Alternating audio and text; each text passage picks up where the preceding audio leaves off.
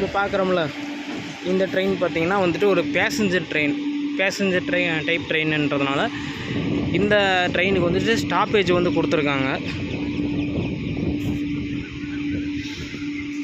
ஈரோடு ஜோலார்பேட்டை லைனில் ஓடுற ஒரு பேசஞ்சர் ட்ரெயினுங்க.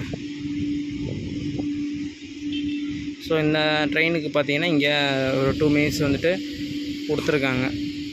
பார்த்திங்கன்னா நிறைய பேர் வந்து போர்டு பண்ணுறாங்க, நிறைய பேர் வந்து டீபோர்ட் பண்ணிருக்காங்க.